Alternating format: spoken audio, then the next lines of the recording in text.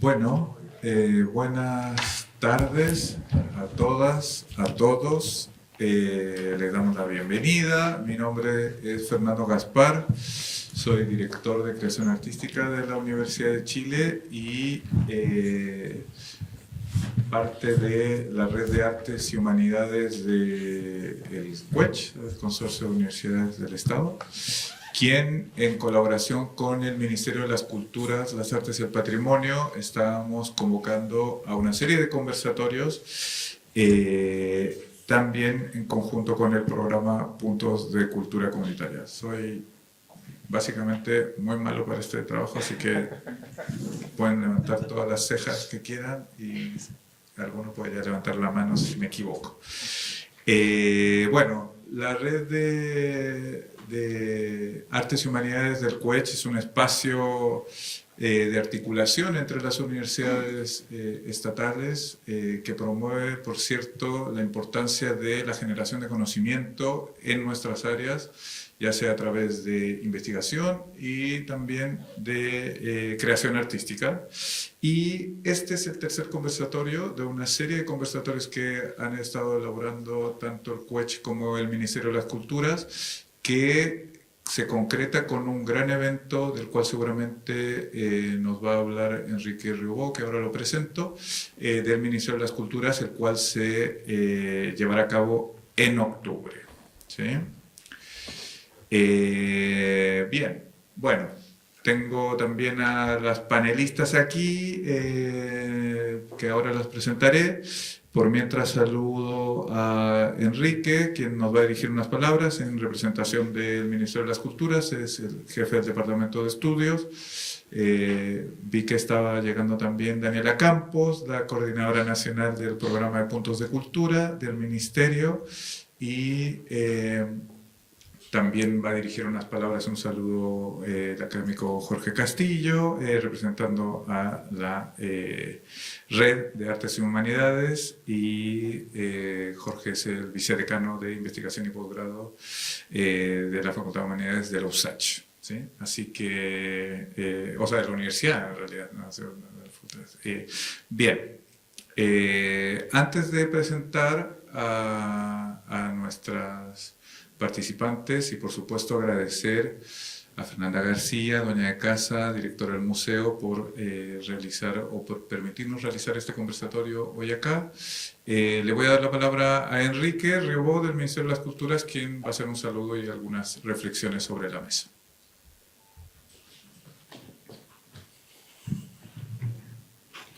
Hola, buenas tardes. Muchas gracias a todos los presentes por acompañarnos. Muchas gracias al Museo de la Memoria y de los Derechos Humanos por albergar este conversatorio.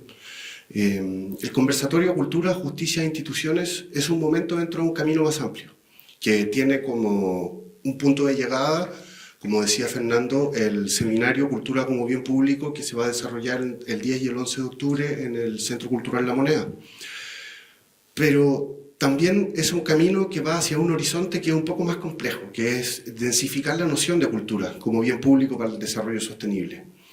La densidad creo que es una imagen interesante para poder pensar este asunto, porque contrapone el volumen con la masa y por lo mismo presenta el problema de la profundidad y de las capas. Y entre otras cosas aborda el uso del espacio. El concepto cultura como bien público activa o puede activar una infinidad de potencialidades de intuiciones que muchas veces existen por voluntades colectivas, en torno a tejidos sociales, en torno a tejidos identitarios, en torno a la relación de lo particular con lo general, pero que no siempre son sistemáticas en el tiempo, o no siempre son reconocidas como útiles o como relevantes. Por lo mismo, este posicionamiento teórico y conceptual genera un espacio que, si no es llenado adecuadamente, puede a veces dificultar las cosas en lugar de mejorar. En efecto, todo cambio, toda oportunidad también supone un riesgo. De ahí que la responsabilidad que deriva de asumir como propio este paradigma sea grande para nosotros en la Subsecretaría de las Culturas y las Artes. Tenemos el deber de que el camino presentado a la ciudadanía para avanzar en el desarrollo cultural sea eficaz y útil, y por lo mismo se convierte en un agente de cambio y transformación tanto para el sector cultural, pero también para la sociedad en su conjunto. Esto es un ejercicio complejo, porque hacer más denso el espacio generado no se reduce solamente a cuantificar lo que existe o a enumerar lo que debería ocurrir, sino que también necesita ordenar y canalizar lo que ya somos para promover encadenamientos virtuosos donde la potencialidad detectada fluya y así incremente la masa. De ahí que la guía de los Objetivos de Desarrollo Sostenible sea tan significativa. Ordenan las relaciones posibles en torno a las cuales debemos trabajar. Una de ellas, que parece absolutamente clave en el Chile actual, es la de la justicia y las instituciones fuertes para la paz. Este concepto amplio resuena de múltiples formas en las experiencias de quienes estamos aquí presentes. Se vincula con la crisis de confianza que atraviesa nuestra sociedad y nuestras instituciones. Se relaciona con experiencias históricas de dolor y de violencia, que al no procesarse incuban problemas estructurales que incrementan la distancia y las desigualdades. Se conecta con la pregunta por la convivencia y por la disposición a vivir juntos y reconocernos mutuamente. El abordaje de este asunto desde la cultura busca poner a disposición de la sociedad una salida. De ahí que este tema sea tan importante y tan gravitante para nuestro ministerio. Esto se expresa en nuestro trabajo con las cárceles, con centros de reclusión de menores, con espacios de cuidado, con sitios de memoria, entre otras instituciones, así como también en la profundización de la participación cultural y la asociatividad, de la cual el programa Puntos de Cultura Comunitaria cumple un rol esencial. La cultura como bien público tiene que ayudar a procesar estos conflictos, a visibilizarlos y a contribuir a generar el diálogo necesario para cambiar. La cultura, entonces, es también un medio para reparar, para recordar y para no repetir.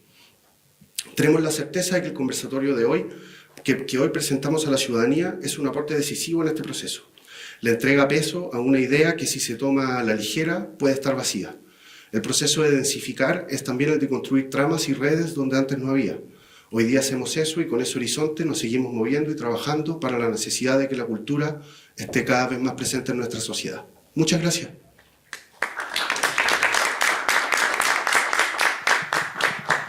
Muchas gracias, Enrique. Y bueno, doy la palabra para también un saludo a Jorge Castillo de la USACH en representación de la Red de Artes y Humanidades del COACH.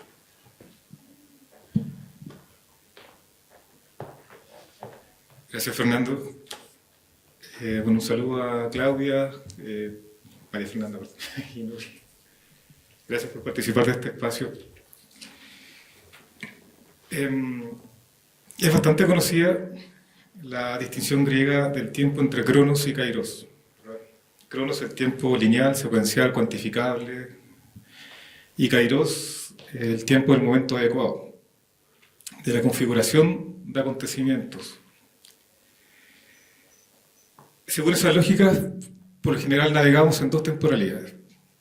Lo planteo aquí porque, de acuerdo a la lógica de Cronos, fue hace aproximadamente 3 meses que tuvimos la primera reunión en la Red de Arte y Humanidades junto a Fernando, Ignacia, Catherine, en que nos conocimos y en que se comenzó a intentar articular esta serie de encuentros en conjunto con el Ministerio de las Culturas. Hace aproximadamente 2 meses nos conocimos también con Enrique.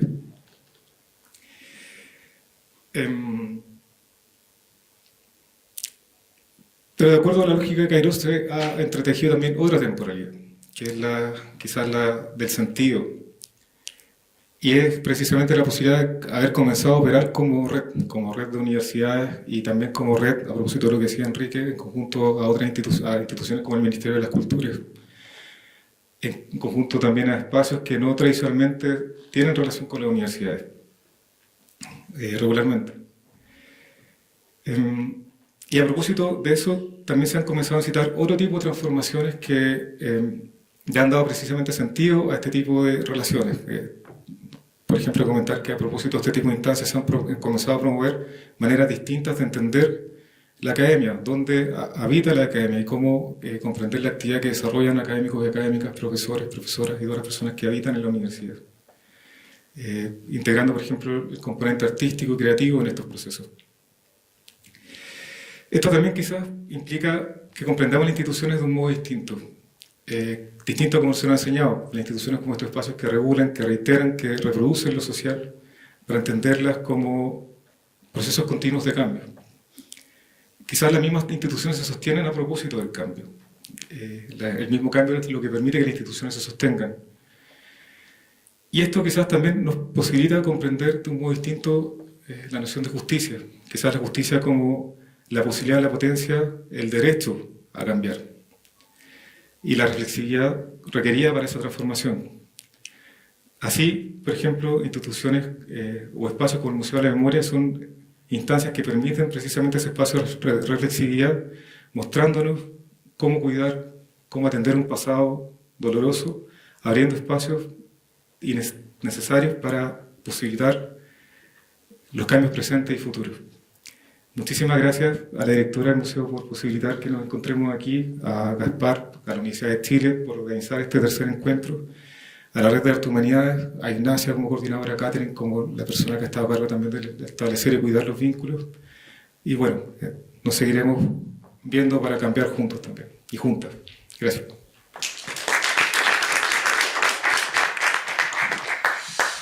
Muchas gracias, Jorge. Bueno, hemos escrito acá en el guión que el conversatorio Cultura, Instituciones y Justicia se plantea desde la concepción de la cultura y las artes como un medio para la justicia, la memoria y la reparación.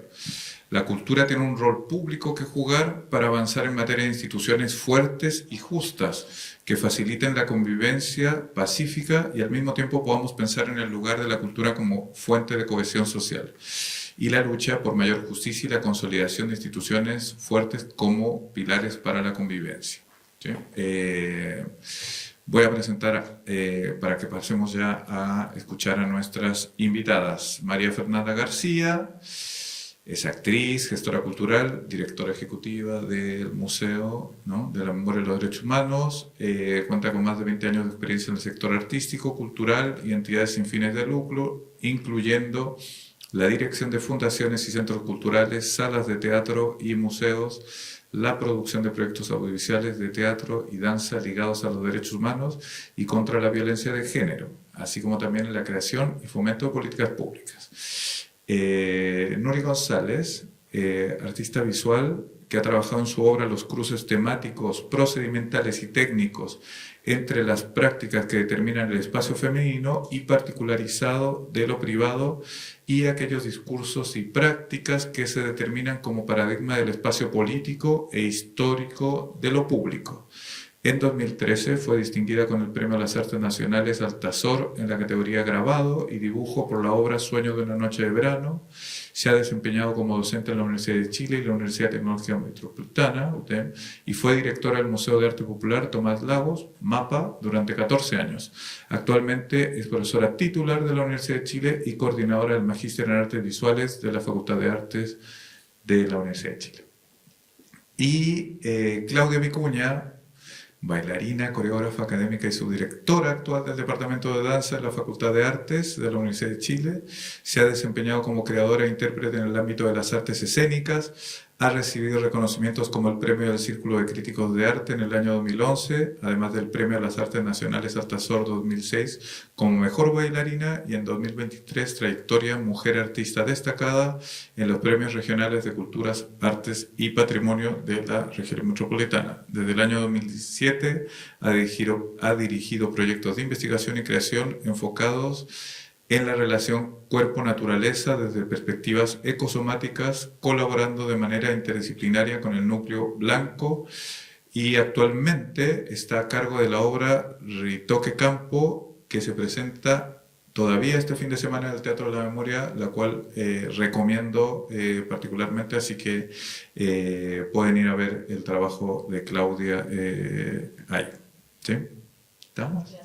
¿Todo bien? Ya, súper. Ya, vamos a empezar. La dinámica es obviamente escuchar a Claudia, a Nuri y a Fernanda sobre las temáticas que nos convocan. Yo voy a hacer una pregunta, reflexión detonante y les iré dando la palabra y ustedes irán comentando y ahí nos vamos enredando un poco en esta conversación, ¿sí? Bueno, evidentemente nosotros quisimos invitar a personas con una trayectoria artística consolidada, donde abordaban las temáticas vinculadas a los temas que nos reúnen, dígase temas como la memoria, temas como la defensa de derechos humanos, temas también que implican, por cierto, la convivencia en nuestras comunidades y además representan a instituciones que creemos que son instituciones que pueden tener relevancia precisamente en generar debates sobre estas temáticas y al mismo tiempo ser instituciones que de alguna manera encabecen, dirijan, promuevan estos debates públicos en Chile en particular, ¿no?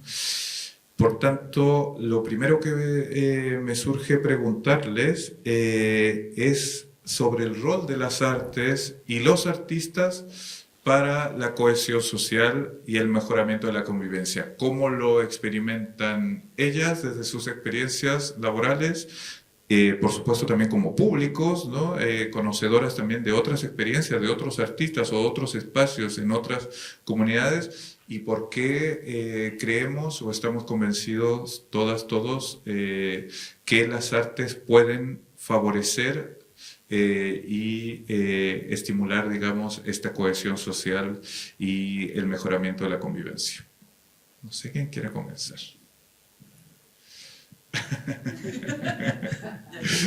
Fernanda, por favor. Bueno, muchas gracias a todas, a todos por participar, y esto va a quedar grabado gracias al equipo del museo también que está aquí apoyando, y sepan que pueden contar con este espacio también siempre que lo requieran. Es un honor además estar con dos mujeres tremendas gestoras y creadoras, artistas, y bueno, sí, hace poco tenía yo una discusión con otro artista que seguramente conocen, a propósito de si los artistas debían ser o no agentes políticos, per se. Porque a veces uno desde la propia experiencia o desde el interés de uno solemos serlo, pero no necesariamente tendrían que ser. Entonces estábamos en esa discusión, si el arte tiene que tener esa dimensión crítica y política como la entendemos, o también puede ser un espacio solo de regocijo, de belleza y de esparcimiento. Y estábamos conversando alrededor de eso, que por supuesto creemos que sí, que también tiene todas esas dimensiones, sin embargo uno, dependiendo de lo que quieres aportar o de tu propia visión, es el lugar que eliges en la sociedad. Y yo creo que eso nos sucede, o por eso estamos aquí, porque hemos elegido a través de las artes y de la cultura tener esa posición.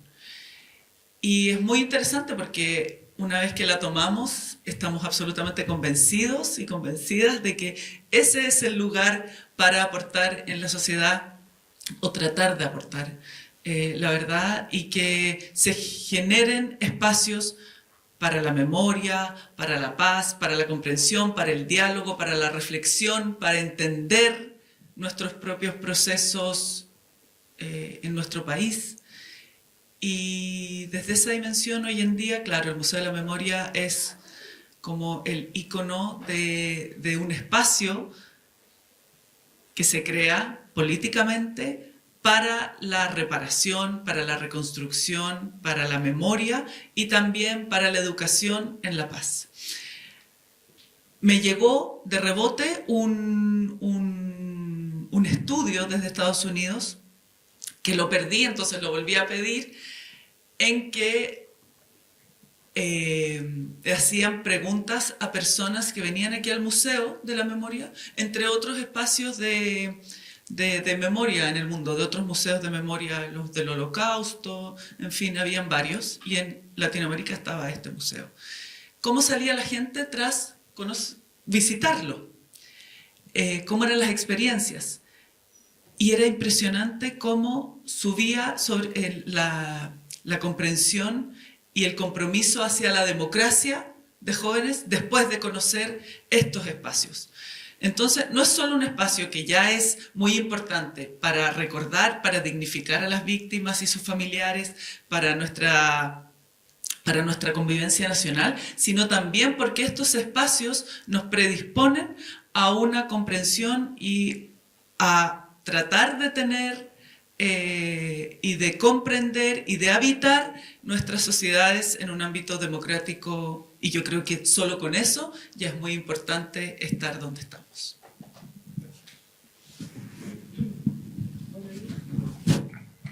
¿Así nomás? Sí. se me vienen mil cosas a la cabeza con lo que tú dijiste y recordé que tuve, no sé si la buena decisión o mala decisión de venir a conocer este museo hace muchos años, un 11 de septiembre. Fue terrible, o sea, ese día. También, un poco por lo que tú planteabas del camino que uno decide tomar en el campo del arte, yo pienso, como lo he dicho como 2 veces hoy día, que un artista, y desde mi punto de vista, las obras son problemas que uno resuelve a través del arte, y que un artista siempre, para mí, lo que hace está totalmente relacionado con el momento político histórico en el cual le tocó vivir y en el cual le toca hacer obras. Y eso también me lleva a pensar, porque yo elegí un par de obritas para mostrar, para explicar algo, y mirando dije, a ver, bueno, elegí una del 2001, dije 2001, hace 24 años, o sea, está cruzado el trabajo que uno hace desde siempre de eso, porque el trabajo de arte para mí es muy psicoanalítico, esa memoria que uno tiene, y yo el día del golpe, que me dijeron que no es cívico militar, sino que civil militar, me lo dijo Manuel Antonio como Garretón, que no había que equivocarse con eso. Yo tenía 12 años, entonces lo que yo viví no eran mis amigos que se iban porque los padres se iban. O sea, bueno, yo era una meticha, a los 11 años era de la Federación Izquierdista de Estudiantes Particulares, y fui a muchos trabajos voluntarios que partíamos de la UNTAC, tomábamos desayuno en el famoso comedor de la UNTAC. Entonces, así fue mi vida, mi historia, y quedó media truncada. No fui de los que se fueron, o sea, mi familia no se fue, pero entonces uno está marcado por esa cuestión, y nada, pues, yo crecí en dictadura. Mi educación media, la Universidad de Chile completamente intervenida. Entonces, obviamente, eso se traslada a las obras. Y quizás, ¿qué quiere uno hacer con las obras? Es de alguna manera, para mí hay una cuestión que es clave, que es no olvidar. Y siento que las obras pueden de pronto aportar a la sociedad desde ese lugar de poner esa imagen para no olvidar. Eso quería decir. Hola a todos, todas. A ver, yo considero que un artista siempre es político. Porque está justamente pendiente justamente de las zonas oscuras de lo que nos toca vivir. ¿Sí? Todos estos temas que tienen que ver con justicia, con paz, con memoria, lamentablemente están en estas zonas oscuras. Y el artista tiene la capacidad justamente de adentrarse en esos lugares que son las fisuras, y desde ahí sacar, ¿no?, la obra, sacar el discurso, recoger el problema, transformarlo en obra. Y en ese sentido, cuando uno está como persona común y corriente, digamos, atento al momento en que está viviendo, al momento en que le toca vivir, y eso se vincula justamente con los problemas que desarrolla, va a ser siempre político, ¿sí? No es necesario... Desde esa perspectiva, lo que quiero decir es que todo es político también, y tiene distintos matices, distintos tonos, distintos énfasis, pero uno está ahí en esa reflexión. Y justamente yo lo que quisiera tal vez revelar en esta pequeña intervención es justamente eso, ¿no? Lo político no es un activismo necesariamente, no es participar de un partido, ¿sí?, sino que tiene que ver con recoger, masticar y reflexionar sobre el estado de las cosas. Eso es lo político, ¿sí? Poder observar el estado de las cosas. Y desde ahí no ya viene más el vuelo creativo, donde uno puede vincular más, menos con distintas cuestiones. Por ejemplo, en mi caso, yo me dedico a la danza contemporánea, que tiene también un abanico bastante amplio de desarrollo.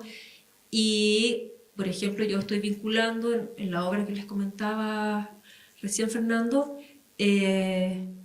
cuerpo, naturaleza, porque esta obra habla de los campos dunares de Ritoque, y también memoria, porque justamente lo que hace la obra es hacer un nexo entre el campo dunar de Ritoque y el campo de concentración de Ritoque. Y ahí lo que estamos haciendo es vincularlo a través de la cuestión de la memoria geológica de las dunas, y el intento de borramiento de la memoria al botar el campo de concentración, donde hoy en día existe solo un monolito que fue puesto hace pocos años. Entonces, a lo que voy con eso no es que uno ya, desde el vuelo más artístico, empieza a hacer estas conexiones, estas reflexiones, y atravesarlas también desde sus disciplinas, que hoy en día también están bastante no expandidas, ¿no? Por lo menos la danza contemporánea no es tan rígida, integra bastantes otras cuestiones. Muchas gracias. Sí, muy interesante las reflexiones. Pienso de inmediato en lo que está señalando Claudia, también de la obra de Nuri, ¿no? Esta vinculación de memoria y espacios, digamos, naturales, ¿no? Todas las obras de Nuri vinculadas al mar, ¿no? Y por supuesto a detenidos desaparecidos o personas arrojadas al mar. Y también muy interesante cómo Fernanda abre esta discusión respecto a la posición política, ¿no? De las artes, ¿no? Evidentemente que hay una intención política, como bien dice Claudia, no partidista, sino como una definición, ¿no? De una concepción de mundo, una concepción de sociedad, una concepción de futuro en construir un espacio como el Museo de la Memoria y quiero llevar la conversación, aunque sea unos minutos, porque también para la Red de Arte y Humanidades es fundamental otra disputa política que existe hoy en día respecto al conocimiento en las universidades, ¿no?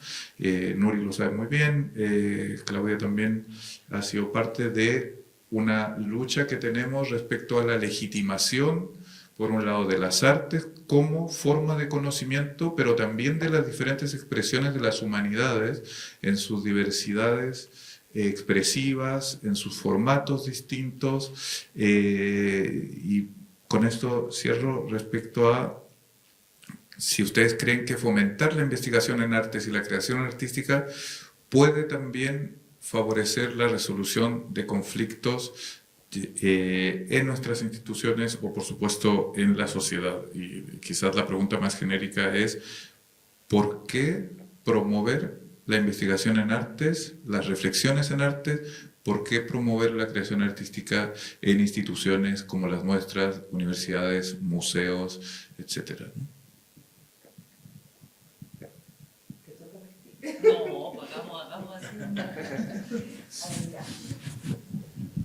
A ver, no sé muy bien cómo responder a esa pregunta, pero porque de alguna manera el reflexionar, investigar, crea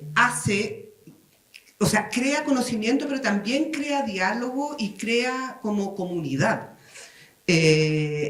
Y esa cuestión es clave. Entonces, quizás yo estoy como demasiado pegada en la cuestión como de la memoria, los 50 años, pero que ya pasaron los 50 años, pero creo que el investigar, el sacar a flote, es un poco lo que decía la Claudia, el arte estoy totalmente de acuerdo contigo, el arte es político. Yo creo que hay artistas que no lo son y que no les interesa y no tiene nada de malo, ¿no? Pero el arte permite visibilizar, o sea, ese espacio, por ejemplo, de Ritoque, que todos deben pasar hoy en día y es un espacio en la playa, o sea, recordar siempre, poner, sacar a flote, crear discusión, crear conocimiento, ese es un rol, desde mi punto de vista, fundamental de las universidades y obviamente de las universidades públicas, que no, bueno, que no le deben a algo, a una ideología, ¿no? ¿Cachai? Como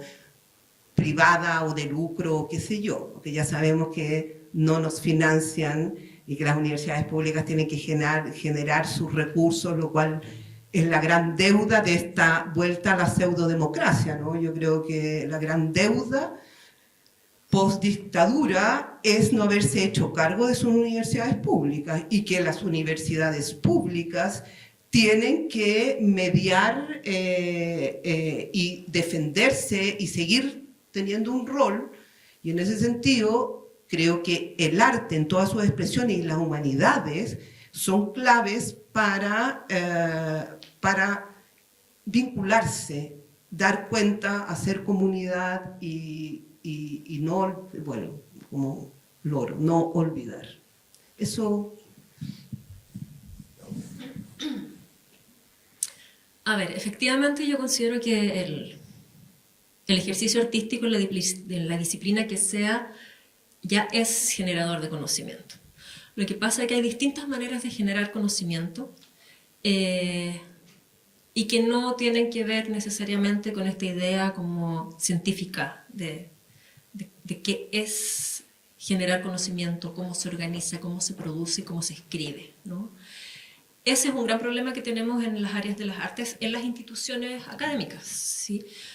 Por ejemplo, para indexar una revista, una publicación, hay que regirse a un modo, a un modelo que no permite justamente que el vuelo artístico se pueda expresar ahí, sino que más bien se sigue pensando en generar conocimiento dentro de un parámetro donde se debe escribir de cierta manera, se debe producir y reproducir el conocimiento de cierta manera, y en ese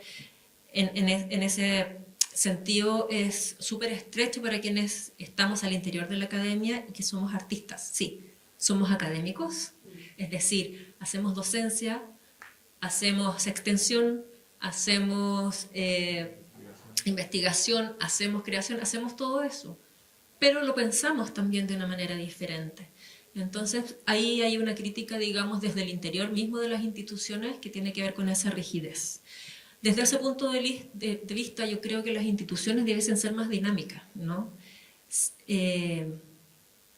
Si bien contienen historia, contienen conocimiento, contienen un montón de cuestiones que vienen, también debieran tener esta posibilidad o esta perspectiva de también ir generando diversos modos más dinámicos también para permitir justamente no solo la producción artística, sino que la valoración de la producción artística y abrirse a nuevos modos de generar conocimiento desde ahí.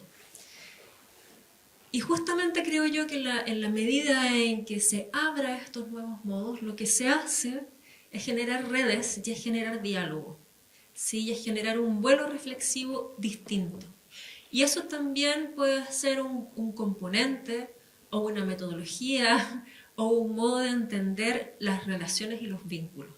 Y desde ahí también permite, creo yo, tener un diálogo y un vínculo mucho más directo y abierto con lo que está fuera de la institución. Porque la institución tiene que vincularse, tiene que hacer una vinculación con el medio, pero no de esta manera jerárquica en que va y dice cómo se hacen las cosas, sino que en un diálogo donde justamente se pueda permear de esos otros conocimientos que no provienen justamente o exactamente de esta visión más académica.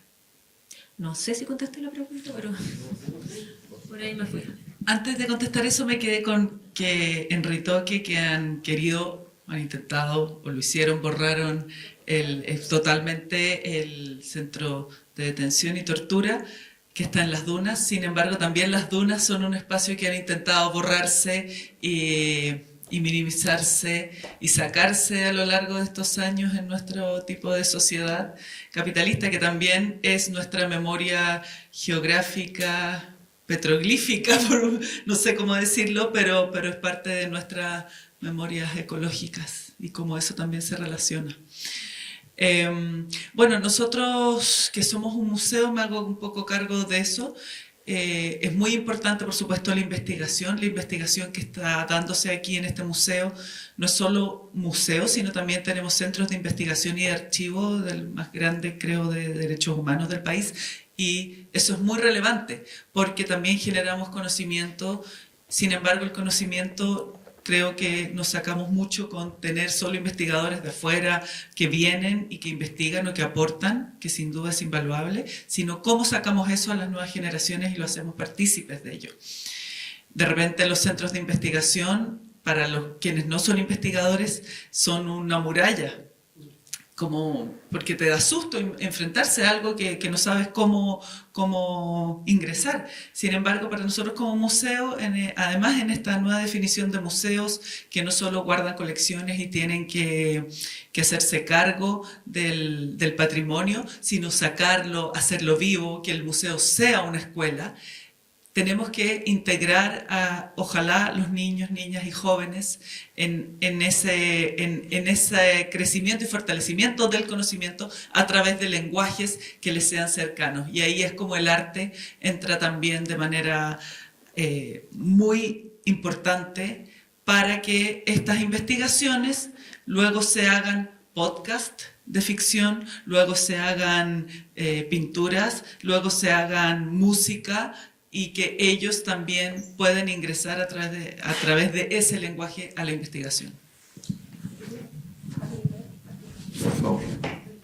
Quería agregar a propósito de eso un poco en lo que nos cabe a nosotras como académicos, como docentes. Yo creo que también ahí depende mucho de lo que uno hace con los estudiantes.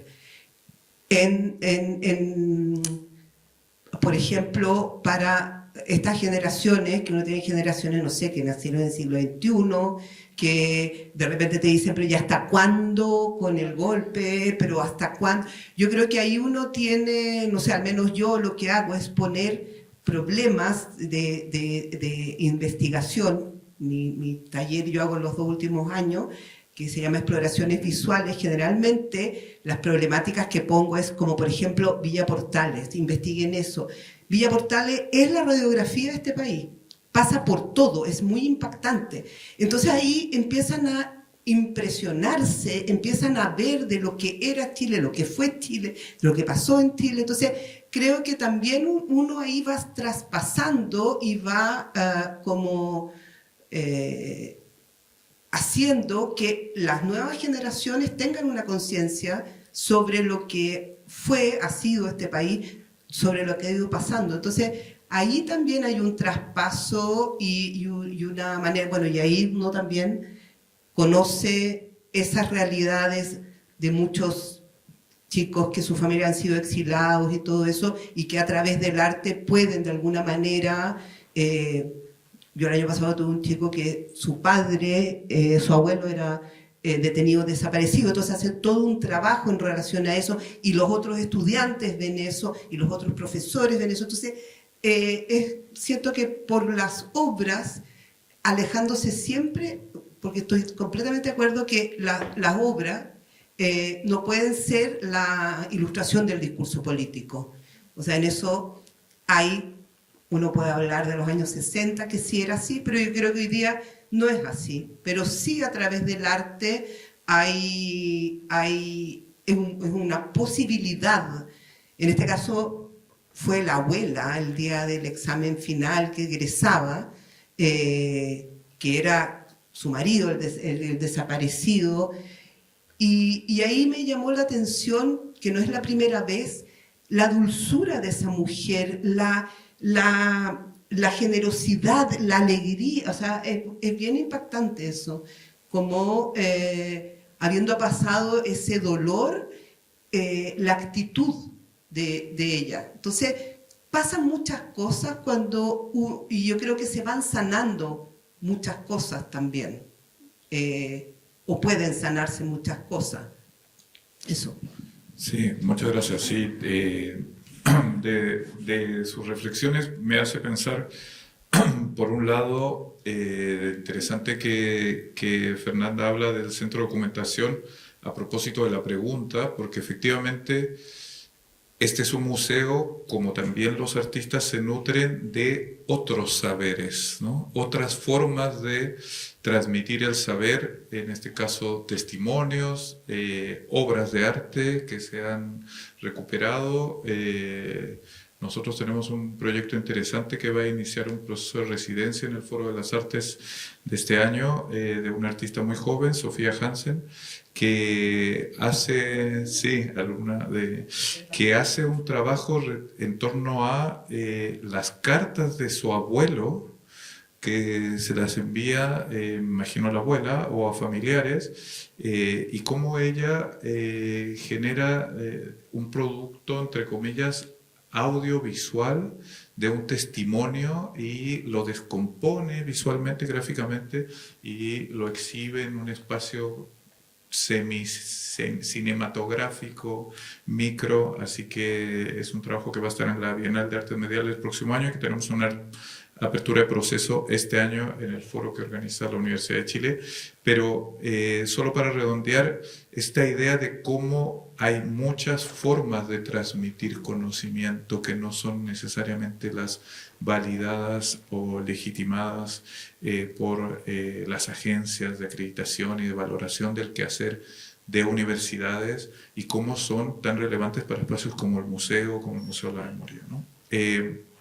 Voy a hacer un cambio de ritmo en este baile acerca de algo que está directamente relacionado con el ODS que nosotros queríamos poner también en la conversación, que tiene que ver con la construcción y fortalecimiento de instituciones para la paz, ¿no? El concepto de paz o de una sociedad pacífica también tiene sus contradicciones, y lo sabemos quienes todos lo vivimos desde esta cultura como securitaria, y por supuesto que el golpe y la dictadura, una de sus grandes premisas era pacificar el país. Sabemos perfectamente lo que significa la pacificación de la Araucanía, ¿no? Entonces, quería un poco como invitarlas a que pusiéramos en conflicto estos diversos significados y sentidos, tanto históricos como actuales, en la democracia y los derechos humanos, en torno a la búsqueda de la paz, ¿no? Porque pareciera también que esa búsqueda puede ser negadora de reflexiones, de críticas, de debates y de disensos, ¿no? Fernanda, no sé qué quieres decir. Sí, claro, están esas dos lecturas, podría decirse, como si fuera una desactivación de las demandas, del diálogo incluso, o de las discusiones. Y hoy en día, como está entendido la paz en los ODS y en otras partes del mundo, estos diálogos para la paz, yo creo que tenemos que entenderla y ser súper responsables de decir que una sociedad en paz o buscar la paz no significa que sea una sociedad dormida y en la que no reflexionemos, no disputemos y no seguimos en disputar esos espacios que creemos que son aún necesarios. A propósito de eso, estuve en Colombia la semana pasada, un país muy convulso aún, donde hace 60 años se siguen traslapando distintas formas de disputas territoriales, económicas, políticas, que son tremendas y terribles, en que está ahora, además de antes los militares, los paramilitares, el ELN, la FARC, ahora el narco y los escindidos, y siguen estando muy, muy presentes en la sociedad. Fuimos precisamente a Diálogos por la Paz en territorios, y me llamó muchísimo la atención lo conflictuada que es, que uno ve en la sociedad, sin embargo, lo resilientes que son y cómo siguen peleándole en paz, porque paz es llevar una sábana con un proyector a lugares y territorios cooptados por la FARC o por el narco, ya no se olvida de qué territorio es cuál, lo tiene cada uno. Y la paz es hacer esa afrenta, porque es una afrenta, política y ponerse en la mitad para llevar una película X que habla sobre los desaparecidos en Brasil o en Chile. Y que se llene de personas. Eso, sin duda, era un acto que uno lo ve heroico, muy político, de tomarse los espacios y los territorios para que haya un momento en que la gente se olvide y salga en comunión, juntos, todos, a ver esta película por la tarde. Entonces, ¿cómo le van ganando? ¿Cómo la paz, haciendo esta guerra frontal al narco en este minuto, es tan importante? Y claro, nosotros no debemos cejar en que la paz la construimos en base a seguir peleando por tener memoria, a seguir peleando por tener reflexiones, a seguir peleando por instalar espacios de educación, espacios públicos, espacios de conocimiento y espacios en que podamos seguir reflexionando juntos.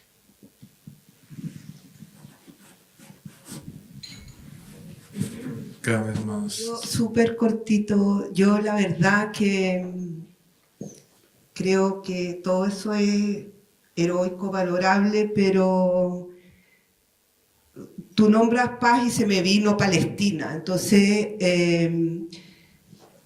a mí me atrapa el alma y es como la gran pregunta. Cuando se habla de paz, cuando uno piensa en paz, o sea, que en territorios completamente debatidos como Latinoamérica y lo que tú acabas de contar, o sea, en todo Latinoamérica, el mundo, Oceanía, pero se me viene inmediatamente Palestina y de verdad no puedo creer que como seres humanos, como sociedad, estemos asistiendo a eso y seamos incapaces, no es porque no queramos, como que el mundo, la sociedad no ha sido capaz de frenar eso. Es un horror, y como que ya está pasando a segundo plan o no lo sé, o sea, el mundo entero es un horror en rigor, ¿no?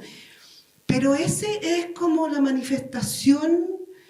Además, pensaba también en la cuestión mediática, o sea, cuando fue el golpe no existía internet, no existía ni una cuestión, nada, quizás todo hubiese sido un poco diferente si se hubiese podido mandar imágenes como sucede hoy, que es más difícil, ¿no? Como tapar las cosas. Ya sabemos ya cómo le fue a Hermosilla con los chats, ¿me entendí? O sea, como hoy en día.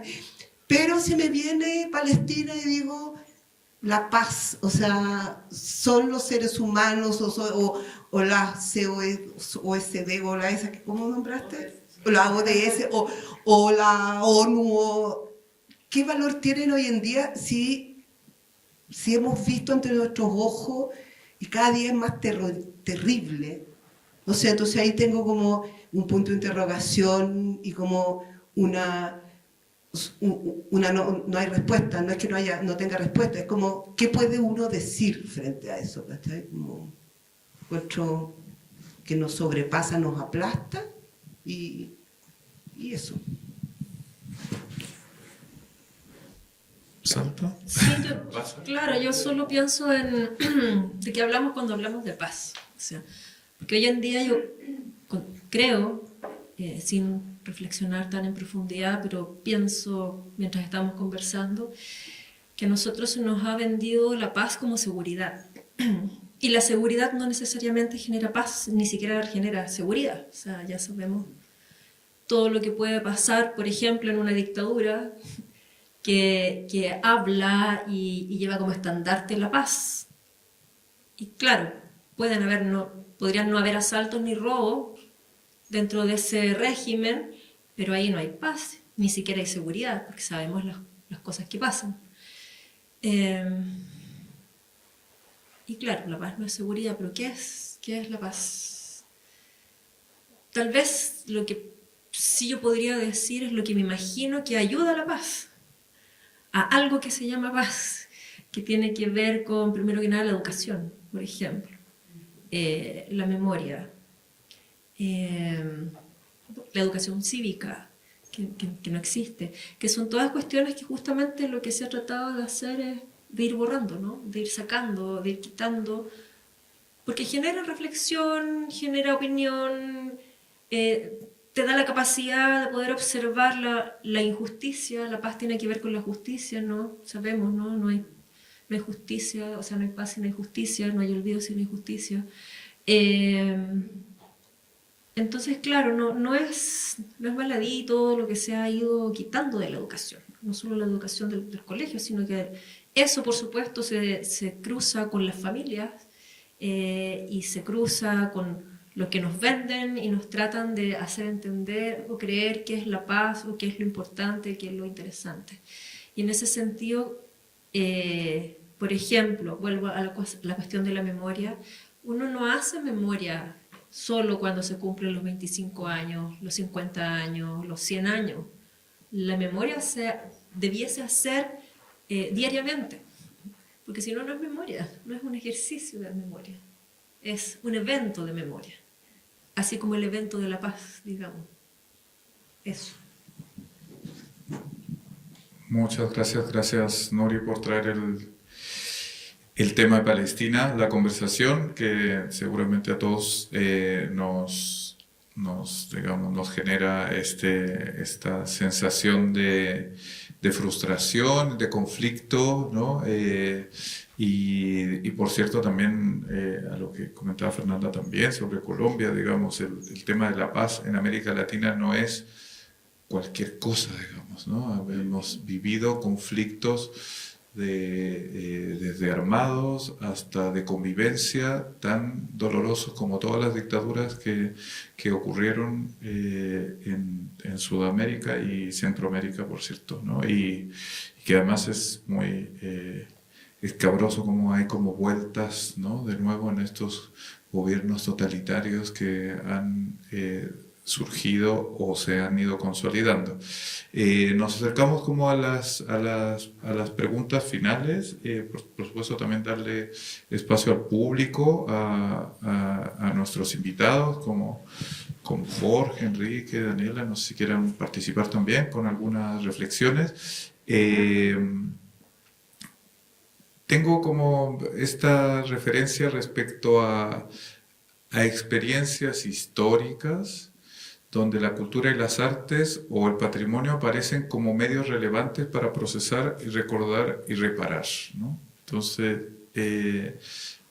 como muy concretamente, en qué medida estas prácticas contribuyen a la justicia, al fortalecimiento de las instituciones y a la convivencia pacífica. Es un poco como para redondear reflexiones que ya hemos abordado, pero de alguna manera también creo que cobra sentido a propósito de la colaboración entre la Red de Artes y Humanidades con el programa de Puntos de Cultura, ¿no? El programa Puntos de Cultura, como todos sabemos, viene de una experiencia en Brasil, pero que concretamente Daniela, que es la encargada nacional, también podrá reflexionar con nosotros respecto de eso. Se basa en una premisa en donde la multiplicación de los espacios de debate, de reflexión y también de visibilización de las artes, pero también de memoria o de vínculos comunitarios, entendemos que le hace bien a nuestras comunidades, a nuestros territorios, a nuestras instituciones, ¿no? No sé si quieran como hacer alguna reflexión como general al respecto o una reflexión de cierre a propósito de los temas que hemos tocado hoy. Quiero compartir una de las experiencias que vemos aquí, porque pueden ver que tenemos, sobre todo en esta época del año, muchísimos jóvenes y niños visitando el museo, sobre todo porque hoy sí se toca el golpe en el currículum, menos mal, y los traen de diversos colegios, es bastante transversal, hay que decirlo, en sexto básico y después en segundo medio, más o menos.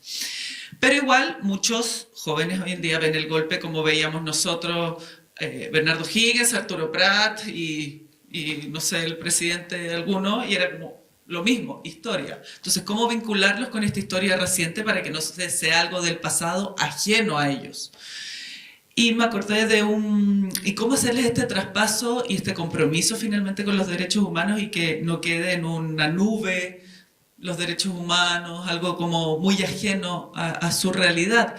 Y hay un taller que se hizo de animitas y que se estaba haciendo, en que para el Día de la Educación, la Semana de la Educación Artística, se trabajó con artistas que habían sido asesinados en la dictadura.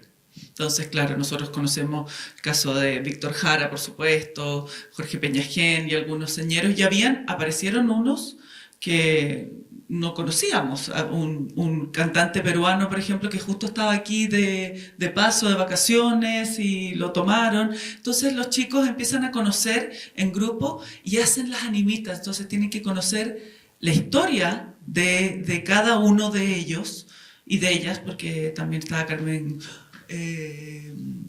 Bueno, en fin, distintos.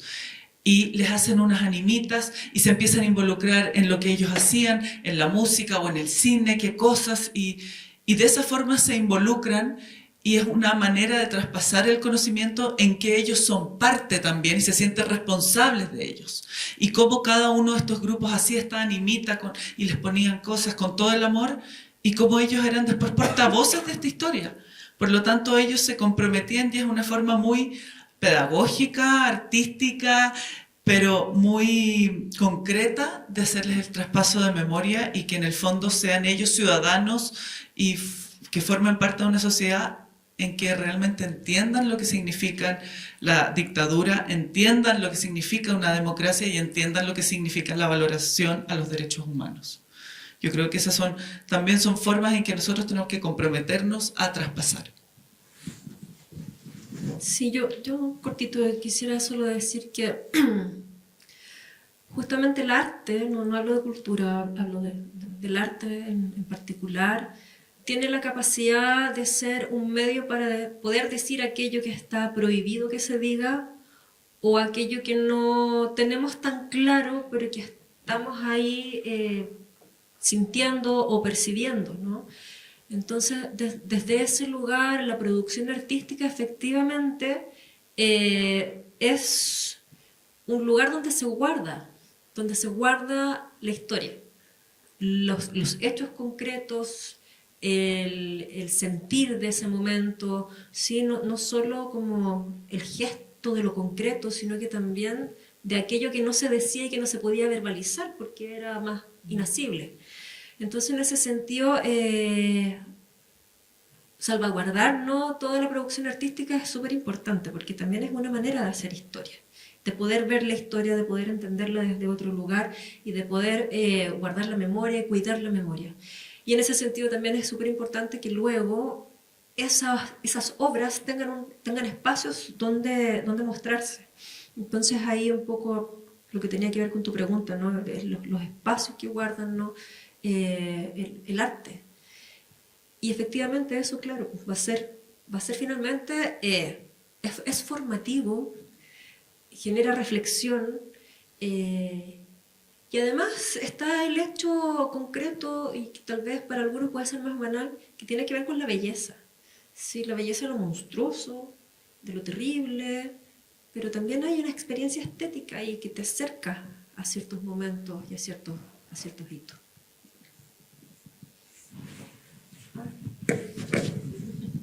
Yo no sé qué decir. No, lo que pasa es que, claro, creo que un artista no tiene doble vida, en el sentido que uno no es artista de lunes a viernes y el viernes a las 6 de la tarde cuelga como la sotana, es decir. Claro, y entonces sábado y domingo una cosa y el lunes retoma. En ese sentido, el artista, creo yo, todo el día, todas las horas, todo va caminando por la calle, va escuchando, está todo el día en función de eso.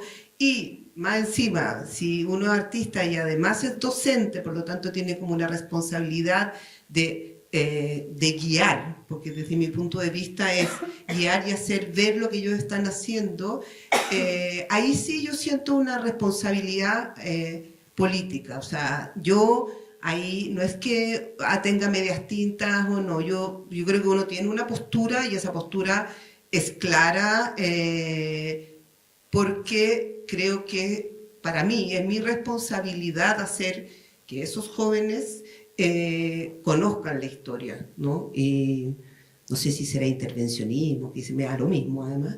Y estoy completamente de acuerdo con la Claudia, que es una cuestión que yo dije también en un inicio, que el arte y la creación tiene esa posibilidad, esa impertinencia de juntar lo que no se debería juntar. Y que tú lo decías como esa oscuridad, ¿no? Uno tiene esa libertad de... claro, si uno fuera presidenta de la República no podría hacer un comentario sobre la prisión preventiva, pero uno tiene toda la libertad del mundo de juntar lo injuntable, de decirlo.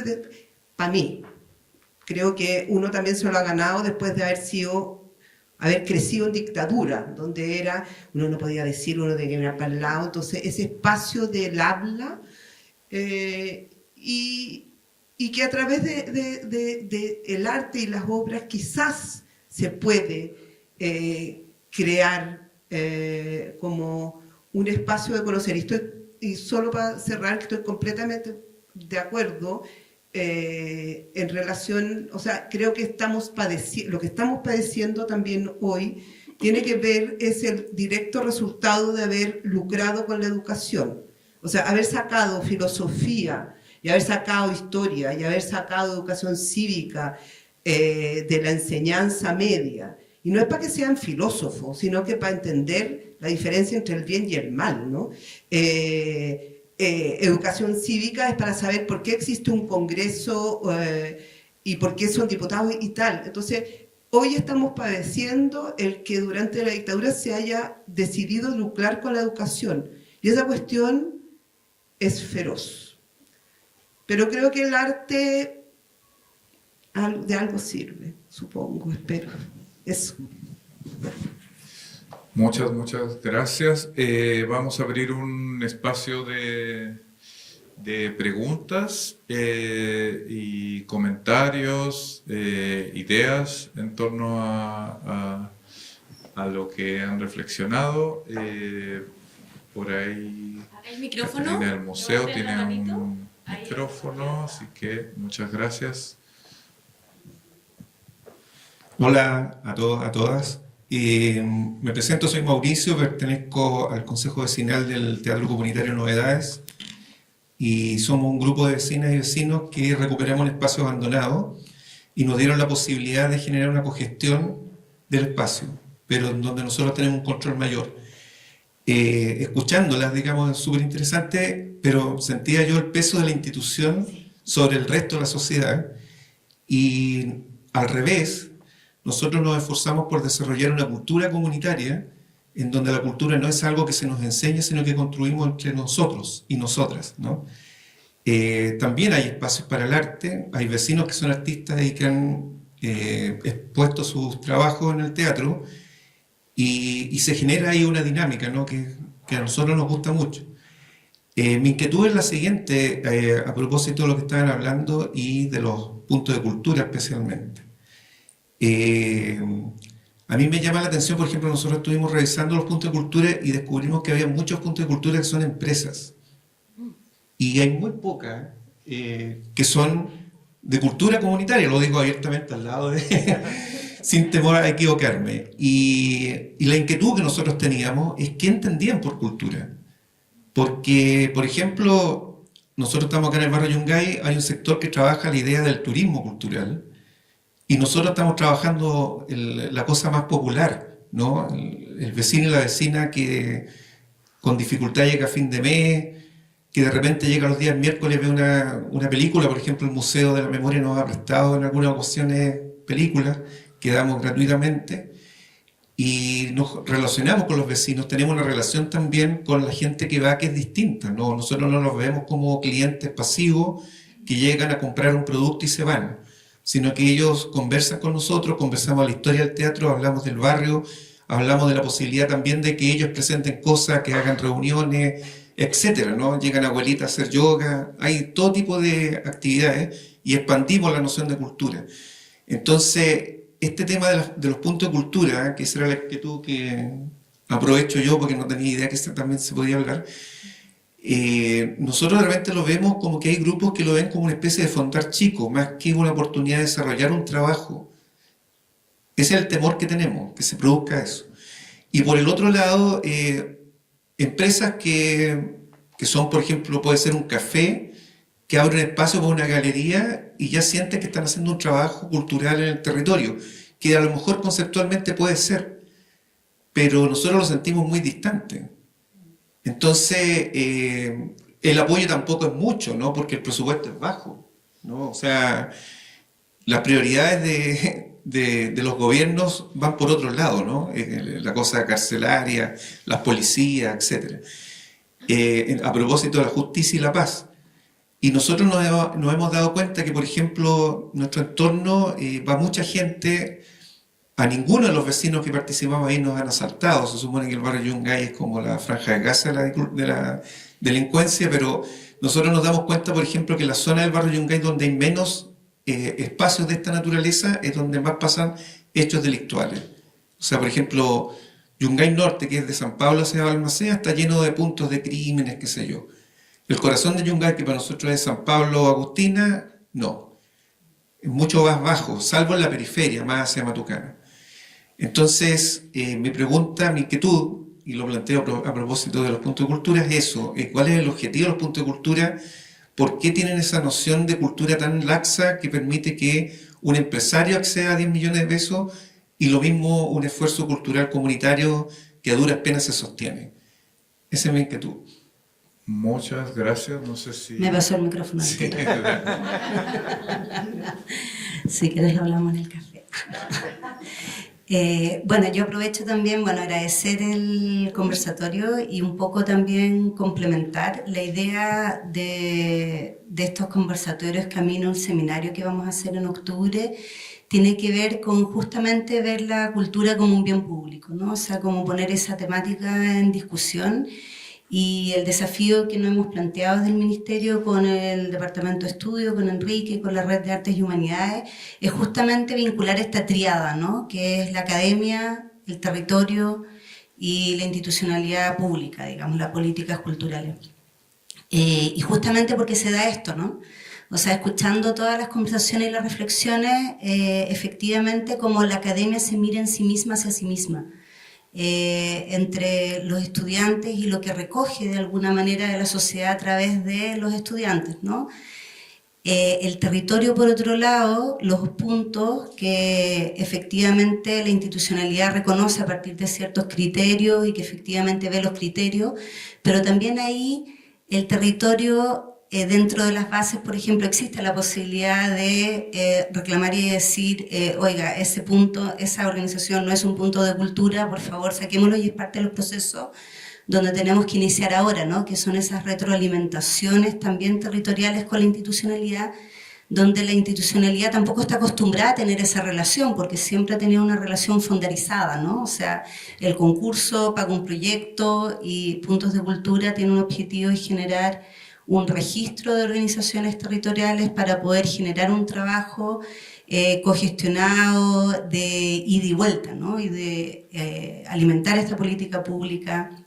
Y por eso también la importancia de la academia, que es también para alimentar la política pública, porque efectivamente creemos que el arte y la cultura y el patrimonio son ingredientes sine qua non al desarrollo humano. O sea, efectivamente un desarrollo en diversidad, además, en respeto, en derechos, justamente la práctica de los derechos económicos, sociales, culturales y ambientales se dan desde los estudios, pero se practican en los territorios intuitivamente también muchas veces, y se requiere ese ida y vuelta, ¿no? O sea, todo el rato.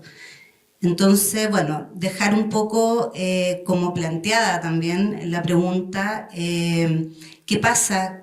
¿Por qué no nos podemos relacionar?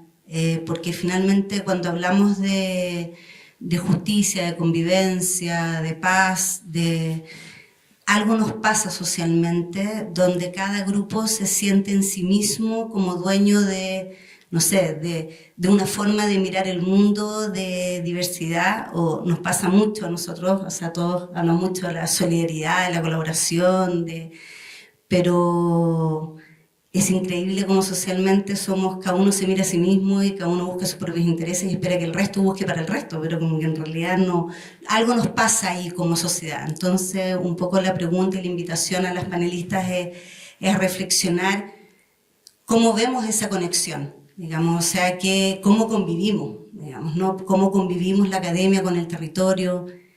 Solo un ejemplo, por ejemplo, con la universidad nosotros entramos por extensión, que era lo obvio, pero estamos trabajando con la Facultad de Derecho en el apoyo a los puntos de cultura. En la UTEM entramos también por extensión, pero estamos ahora trabajando con los auditores y con carreras que no tienen nada que ver con cultura, pero que es la necesidad efectivamente de las organizaciones, pero ¿para qué? No para ellas mismas, sino para poder relacionarse con el Estado, que les pedimos rendiciones y personas jurídicas, etc. Entonces, les dejo plantear como esa pregunta desde el punto de vista del rol de ustedes hacia la sociedad también como institución. ¿Puedo decir algo? Un poco respondiéndote, o sea, porque uno se pregunta, que la pregunta, por ejemplo, que nosotros venimos saliendo de 2 meses de toma, 2 meses de paro, todo mayo y todo junio, paro. Y claro, uno antiguamente, en la época de una, era, las tomas eran espacios de producciones, nada de eso sucede hoy en día. Ustedes no sé si saben, pero la crisis de la FED, que también era un gran movimiento, está todo un poco debilitado. Pero un poco lo que yo me quedé pensando, lo que tú decías en esa y en esa cosa de qué sucede adentro del aula o del taller de la universidad y qué sucede en ese afuera, esa dicotomía que de repente se le presenta a los estudiantes, ¿no? Que adentro podrían estar haciendo un ejercicio medio académico y salen, pero en rigor lo que hacen es pintar en la calle y tal. Bueno, eso es una cuestión que al menos en mi taller se trabaja mucho eso, pero lo que yo pensaba cuando tú hablabas de eso, quienes han sido estudiantes míos y que de pronto, y que son de Chiloé, tengo ejemplos de Chiloé, Coquimbo y Huasco, ponte tú, así que se me viene a la cabeza. En el fondo es poder darles herramientas para que ellos puedan volver a sus territorios o a sus lugares de base y poder traspasar, como darle manera de, no sé, que aprendan a hacer un bastidor de serigrafía con 4 palos y con una malla y no la hipertecnología. O sea, yo creo que uno puede aportar en eso para esas comunidades, con estudiantes que, no puedo dejar de decirlo, que ayer me llegó un mail de un estudiante que tenía una entrega y que me dice, profesora, no puedo ir porque anoche vinieron a amenazar a mi familia con cuchillos y mi abuela se descompensó y después fueron a amenazar a mis tíos y vive. Entonces, ese es el estudiante también que nosotros tenemos. Entonces, la cuestión es cómo uno les da un espacio y cómo uno les enseña técnicas o qué sé yo qué, ¿cachai? Pero aprender a que no tenéis una tela de lino, da lo mismo. Agarra una sábana vieja, como todos los desplazamientos que el arte contemporáneo tiene hoy y que eso lo puedan trasladar a los lugares desde donde provienen. O sea, como eso es lo que yo podría decir, porque me quedé pensando ya, cuando tú dijiste, claro, uno habla de la institución, claro, pero hay una institución de enseñanza superior pública totalmente castigada y que el Estado no se ha hecho cargo de ella ni de ninguna de las públicas, pero ahí uno tiene un rol con ese chico que uno a veces se pregunta ¿por qué está estudiando arte? ¿En qué puede uno ayudarle y cómo él va a usar eso cuando salga, porque para mí, siempre les digo, como salir es como salir al precipicio y caerse, porque ¿qué? ¿A quién le va a importar un chico que se tituló de licenciado en arte, no? Pero... Sí, yo cortito, efectivamente hay una manera de vincularse a través de los estudiantes, ¿no? De pregrado, de posgrado, y que esos estudiantes a su vez diseminan, digamos, no solo conocimiento, sino que también otras cuestiones, ¿no? Porque al interior de las universidades no solo uno va a aprender, ¿no? También pasan otras cosas, digo, académicamente. Sin embargo, yo efectivamente considero que por lo menos la Universidad de Chile, desde mi perspectiva, tiene poca vinculación. Es más bien vinculación en el sentido de que recoge poco de afuera, que podría hacerlo más. Está más bien en este rol de entregar, pero no tanto en el rol de recibir y en el rol de integrar, ¿no? de generar cuestiones. Y eso no es porque no hay interés, hay interés. Y se levantan ideas, y se levantan proyectos. Pero aquí la gran cuestión tiene que ver, como decía Nuri, con financiamiento. Es así de concreto, o sea, no hay plata. Y sin dinero cuesta mucho porque, no sé, un académico, porque lo otro que iba a decir, ¿no? Que las instituciones no es una cosa, no es un edificio, son personas. Las instituciones las componen personas. Y si esas personas están maltratadas, digamos, al igual que está la universidad maltratada, y a pesar de todo quiere generar, efectivamente se logran hacer cosas, pero no tal vez en la dimensión que uno esperaría para realmente propiciar este diálogo. Entonces, claro, son varios factores. Bueno, el vecino, nosotros como instituciones que hacemos personas, a veces nos cuesta, estamos ensimismados en lo que pasa adentro, que es mucho. Así que qué bueno que te presentaste, y para decir que también sigamos estableciendo así no solo las películas, sino otras acciones que podemos hacer, y ustedes también como vínculo barrial, que no sé si pueden, ojalá optaran a ser punto de cultura,